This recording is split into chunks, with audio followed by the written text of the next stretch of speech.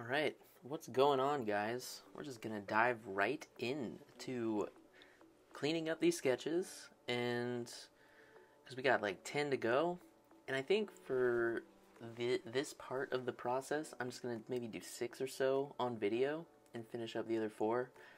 Um, Maybe I'll probably go with the 6 most interesting looking, I think. Uh, like for example, I don't think Redestro is worth a whole 10 minutes. But you know, characters like Dobby and stuff like that. So I'm gonna just stick with the cool ones, and we're just gonna go ahead and yeah. Sorry about this coming out a little bit later, a couple days later than usual.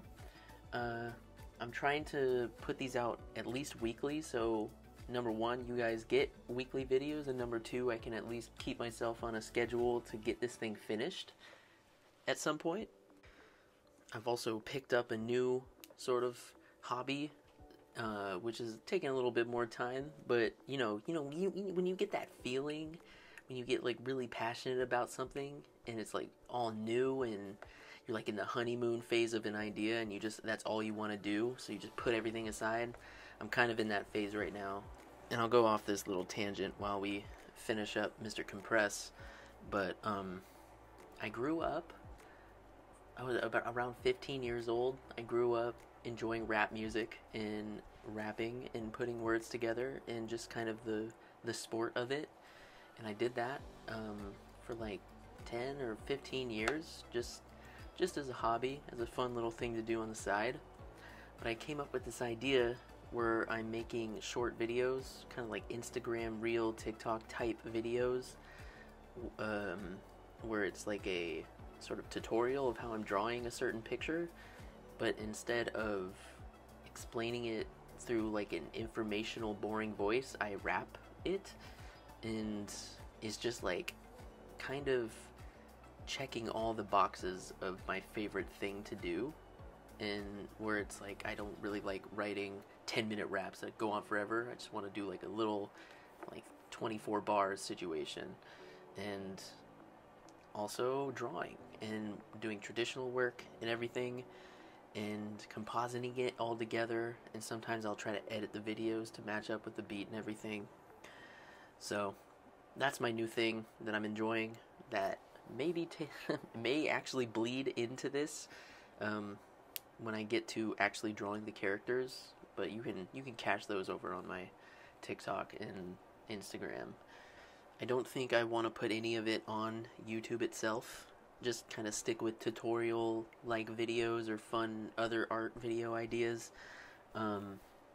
So yeah, if you don't want to hear an annoying rap voice, then just keep yourself here on YouTube, and we'll just continue going through these characters, and I'll just kind of walk you through it, and probably just talk your ear off about nothing, because these videos are pretty long, and I mean there's only so much I could say, but that's that's the name of the game. That's why I'm here. I'm trying to exercise that talking muscle, because after 2 years, in 2020 and the pandemic started, your socializing conversational abilities seem to diminish over time. So this is my attempt at keeping it afloat.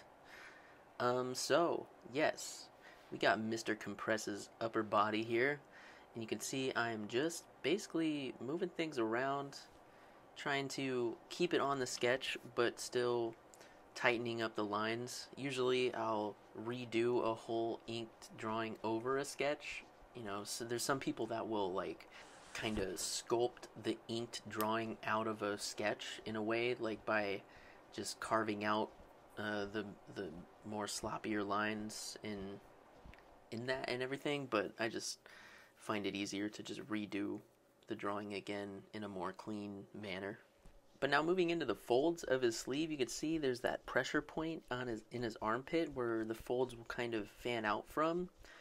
And that's kind of how the concept of clothes and cloth folding in general is. You want to find the pressure points at which it is tightened around the body, and then like have it stretch in the direction that the arm is going. So, for example, you could see in that upper arm area where the bicep is, it's pulling the armpit area. So there's a couple lines there to indicate the direction of which the arm is pulling the sleeve in. And now when I'm working with long coat-like shapes, I'm usually trying to define the first open part of it with one line to get that, sort of S curve going on, because it's going to be fanning out there at the bottom. So if you can get that one just like glorious curve down, then it'll create like a foundation of which you can then work off of.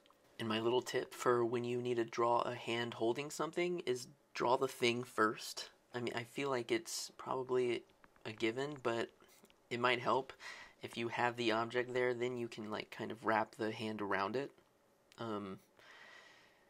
I've never really drawn the hand first and then the object in the hand, because to me it's not going to feel like there's gravity involved with it sort of like resting in the hand. It feels like it might be like subtly floating, as if you got some character with telekinesis just slowly holding a thing and having it float.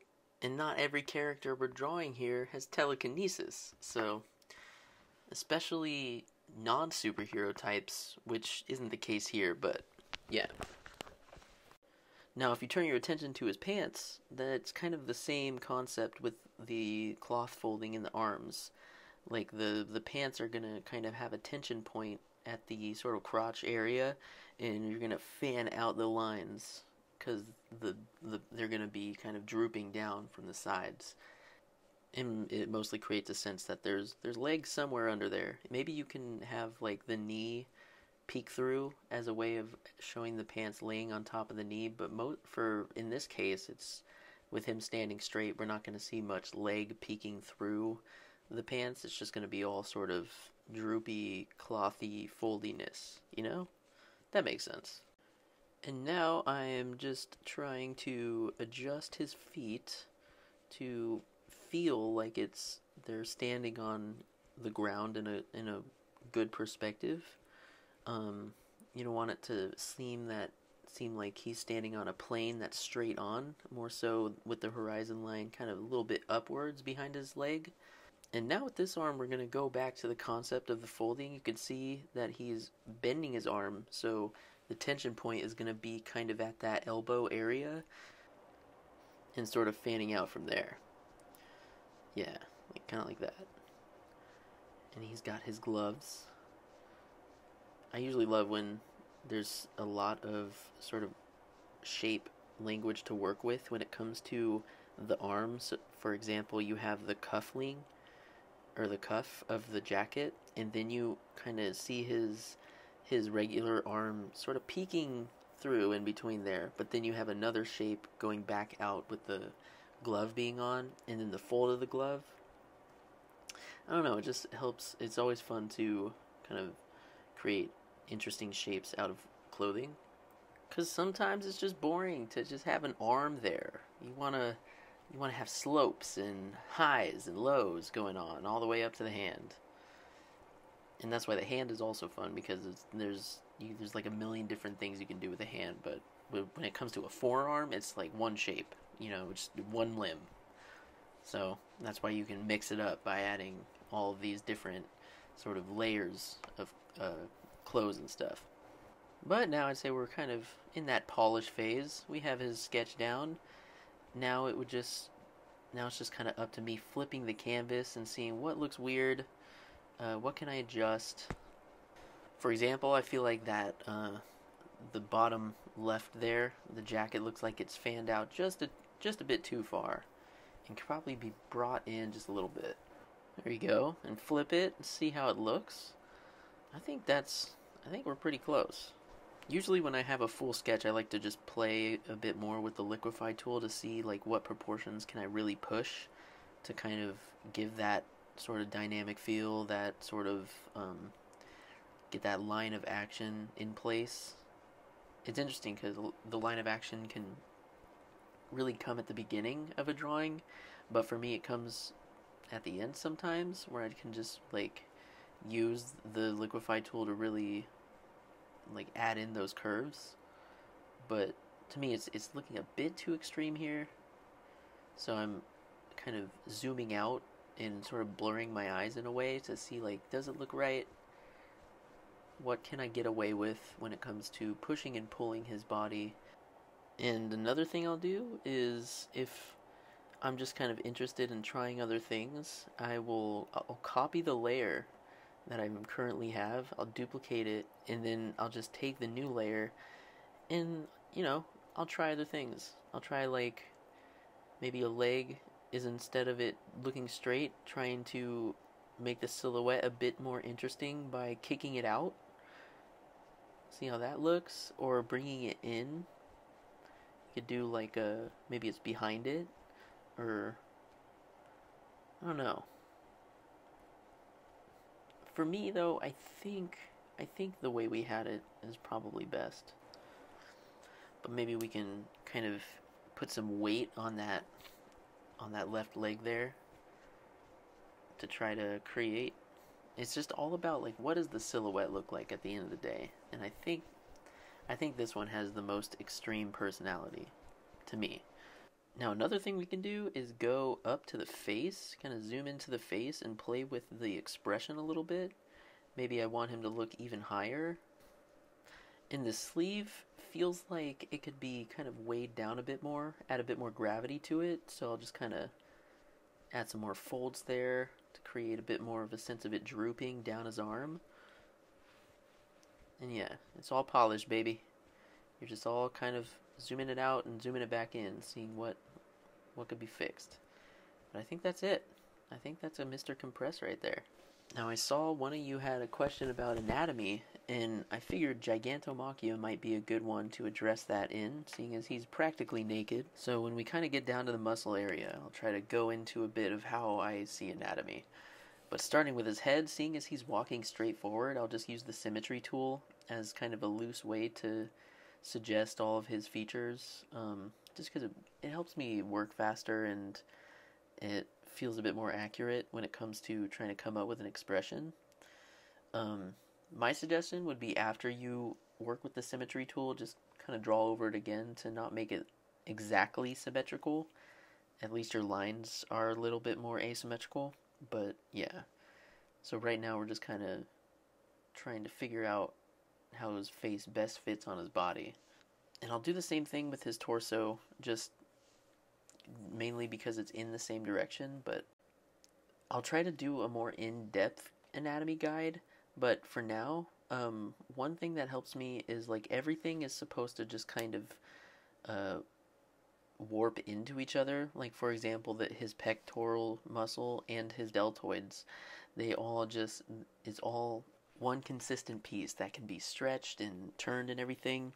And when you're talking about his chest, I'll usually put a center line down the middle to kind of help me understand where his pecs and abs are going to be coming out from. And I always have reference, but for the arm, you got to think of it as like a chain. So the top of his deltoid area will be one part of the chain link, and then the bicep will be kind of wrapping into the deltoid, kind of like another chain link, and then same thing with the forearm area. And that hand is looking wacky, so I'm gonna probably try and fix that, but it doesn't look super normal. But yeah, I always have reference when I'm doing anatomy stuff, because even I don't fully understand it. Personally, it's like one of the most challenging things for me is getting anatomy down. So yeah, just always pull up like Pinterest, and just one thing I'll search is just like anatomy animation design, and there's always like these amazing breakdowns and guides that really help me out while I'm drawing, and it's just always good to have a reference up. Like, Pinterest is your best friend. It feels like it's somewhat of a dead platform because I don't really hear a lot of people talk about it as often, but I mean, that thing has been going for years and years, like maybe up to 5 or 10 years at this point. So the amount of content on that website is just like, you're bound to find something that's going to help you. And I mean, there's always other tutorials that you can check out. But for the same thing with the legs, like you want to think of that sort of concept of a chain link. You can see it like kind of roughly makes that shape in his upper leg region there, and we'll carry it over to his other leg. Same chain link thing, and I'm just gonna keep saying that because that's how you teach. If you just keep saying words, you'll just start thinking the words in your head when you do the thing. No, I'm just kidding. But yeah. Then I always draw like the underside of the foot to help me sort of be able to draw the rest of it and understand what direction it's in. Feet specifically are another huge challenge for me that I'm still trying to understand and get used to. I'm starting to come around to shoes and boots and everything, but bare feet are like, they look so weird. They're so like alien-like that it's just kind of hard to wrap my head around. Hands are easy because the fingers can all like move separately, but toes can't really like break off into separate directions and stuff. So yeah, I'm still trying to nail feet down. It's a fascinating thing, you know. Feet, they're weird shapes. But yeah. Have you guys ever used "but yeah" as like a way to end a sentence? I'm starting to realize the more I make YouTube videos, it's like my only way to transition to my next point. But yeah. I don't know. It's just something that's kind of funny that I'm starting to notice, but I'll try to think of a different way to transition to other points. But it's kind of hard because I can feel it coming at the end of like every sentence I say. And maybe it's just me, but yeah. I think that's a pretty good point for him now. Pretty good stopping point. I think there could be more adjustments. I feel like his upper body could probably be a bit more fanned out, but yeah, I want to do something else. I want to work on someone else. So I think next we're gonna do Mr. Dobby. All right, this is gonna be a fun one. I've been waiting to tighten up this sketch because I really like this one for some reason, but yeah. We're going to just dive right in and get his like explosive hair shape done. Give him that classic Bakugo energy with his hair. And one thing that I really enjoy when drawing hair is that sort of concept of using the black ink as a lot of shadow and then just kind of carving out where individual pieces of it will be. It's like Deku has it, but we can carry that concept into him just because he has fire kind of emanating from his hands, so we can add a tad of blue into his hair when it comes time to color. And I think for his face, I just really want to give him like a super cocky look. He's got his little smile going on and his weird stitched jaw, but he's like got a smile and he's got his eyes like looking straight forward, his head's down, eyes looking forward, and he's like, I'm a coming. You better watch out. You better not cry. Dobby's on his way and you're about to get fried.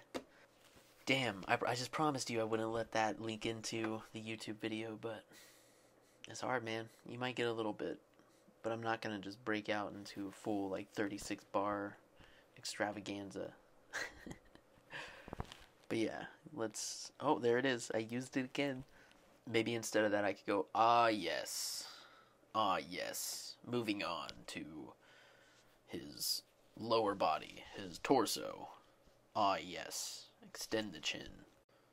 Collars kind of suck. Collars are hard to do for me. You gotta have patience in understanding that it just kind of goes up and flips around.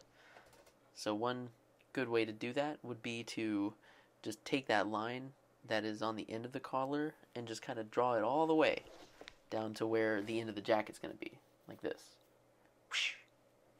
And I guess I should address this. I don't know if you've noticed by now. Maybe you have.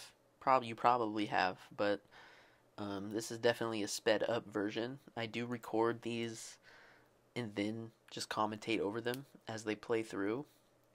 But I try to make it seem like I'm drawing it, but ain't no way am I getting away with showing you that I can draw this fast.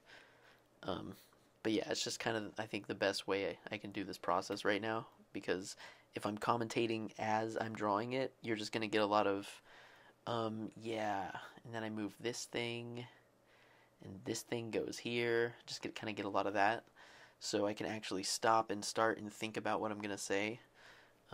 Even though it may not seem like it, if some of the stuff that you get is not very helpful, I can definitely tell you you're benefiting better from me commentating over the drawing than trying to commentate while I draw, because I need like full concentration to be able to make like a proper sketch, which is definitely a talent in itself. If you're able to teach while you draw something, that's something I have yet to be able to master. Maybe someday, but for now, you're just gonna get me commentating over the drawing, because I feel like it's just easier to convey my points.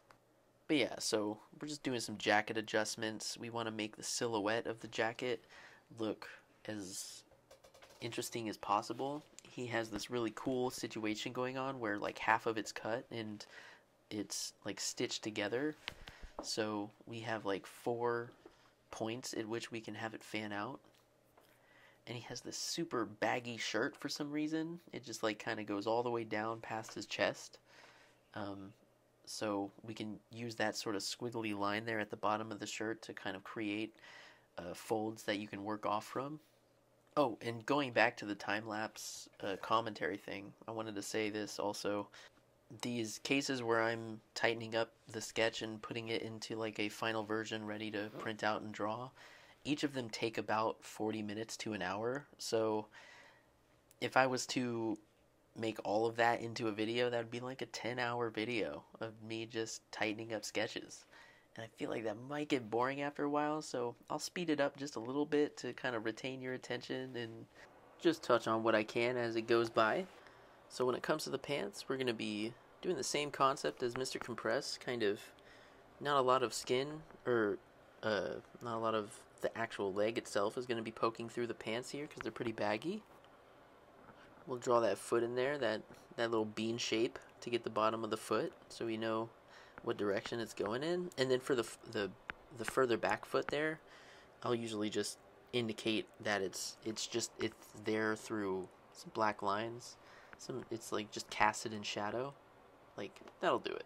That's enough. We know what's going on there. And fill in the rest of this jacket. It's a really interesting shape, but it definitely gives you the opportunity to make a lot of cool silhouettes out of it. So yeah, we've got a tough guy walking at you with his jacket all flared out. And yeah, I think we just throw in the hand there, and then we're just going to have to focus on the shape of the fire. I want to make sure that I'm keeping in mind that I want to separate like the pinky and the index finger just to create an interesting shape out of the hand. Always want to make sure that there's like fingers that are kind of standing out when drawing a hand, just because it just, it makes it interesting. And now when you're making shapes for fire, you can just, there's like no rules. Fire just doesn't really have any rules. It's just like, what's the coolest shape that can take up the most space, but then also make the most sense. And in this case, I want to take up a lot of the white space, seeing he's just kind of in the middle of the page, and the corners are mostly blank. So I want to use this fire to give me an opportunity to fill in more of that white space. And what can I do to kind of creatively manage that? And now again, we're in the polish phase, where I just kind of step back, look at what's seemingly weird to me, what can make more sense, what can I push and pull, add a couple more like clothing folds in the legs, because you can see he's really like taking a step forward. He felt a little short to me, so I'll just kind of elongate his legs. Gotta ground him, maybe put some flaming debris in there to help fill in that white space. And there we go. There he is. Now lastly, I figured we'd close out the video with Spinner, because I really liked how his pose came out in the sketch, and I figured let's just add this one into the video. And it like surprisingly didn't take that long. Like in Procreate, it tells you how long a certain thing takes, and this one took about 18 minutes for me to fully tighten up the lines. But sped up, we're gonna get it done in like 7 minutes. and you still get the gist of all the lines that I'm doing. So I want to get that hair to be in a cool kind of direction that flows with the rest of the body. And I'll always put that one little bang coming down. I don't know why. Ever since Super Saiyan 2 Gohan, I feel like the one bang coming down is like the coolest look. That doesn't even ever happen in the show for Spinner, but it just looks cool, okay? And sometimes what looks cool takes precedent over what makes sense. And if you pick up anything out of these videos that I'm making, out of all like 10 or 20 videos that I've published so far, that's the one rule that I want you to take away. Break the rules to make it look cool. Oh man, I should write a book. I am writing a book, a comic book. You can check it out at sincerelyelise.com. Alright, anyways, plugs out of the way. His chest is going to be mostly bent and obscured by his legs, so all of his weird belts and straps and stuff are just going to pretty much be suggested. But we'll have his arm be coming up, and sometimes it just feels good to just do a stroke that even like leaves a little bit more after the fact. You can see that line is coming off of his elbow. It just gives you that like fierce look of it. Go in and readjust this eye a little bit because just the way I'm looking at it doesn't feel right. So I'm gonna eyeball it, make it a little bit bigger maybe. And he has a pretty big snout, but I don't want to make it too big, because I got to keep in mind that he's facing the camera, so a lot of the length of it is going to be kind of more foreshortened in a way. If that makes sense. And now we really want to, when we kick this leg up, we want to be mindful of the way his clothes are going to be bending. So you get those strokes in there to help like create that, just like those really tough lines that help show that his leg's really stretching the pants, and the cloth is just really coming from that tension point of the leg being pulled upwards. And we can get his foot in there, just kind of focus on the rough shape of it, and then we can kind of go back in and add the little detail parts, kind of like that heel, and fix up the leg's direction a bit. Maybe you can add a little bend in the middle of it. And now working back to the other side of the leg, we just want to keep thinking about how the pants are stretching based off this other leg kind of pulling them downwards that way. And another thing to think about is all of his belts and straps and everything. You want to create those tension points where the pants kind of fold over them, so you could see where both belts are kind of wrapping around his legs. I make sure that there's a little bit of give where the pants are kind of laying on top of it. But now we're here at my favorite part, doing little ribbon shapes. He has all these different headbands and scarf cloths coming off from him, which just creates for the best opportunity to make a cool silhouette. So always a big fan of that. And kind of going back to what I said about Dobby when he's kicking his foot back, you could just kind of indicate that it's sort of there. Go crazy with the detail just because it's more obscured in the back there. But as we finish up, I think this is going to be the last one for this video. I think in the next one we're going to do Toga, Shigaraki, maybe twice, because he's going to be fun. And I'm trying to remember who else is on that sheet. Oh, and maybe Kirogiri. I think he'd be pretty sick to do the whole smokiness with. Although his sketch is like almost pretty much looks like it's tightened up already, but we'll see how it goes. Anyways, as I finish this up, I just want to thank everybody if you've been kind of riding with me throughout this whole project, and anybody new who has subscribed since. I'm so thankful. Hopefully you're picking some stuff up from these videos, and please feel free to comment anything that you'd like me to cover in the future. But thanks for watching. Please like, comment, feel free to subscribe if you're not subscribed, and I'll talk to you guys next week with the next 4 characters. And yeah, I'd say we're like almost halfway through this thing, but the traditional is where it really gets crazy. But yeah, take it easy guys, have a good one. Thanks for watching.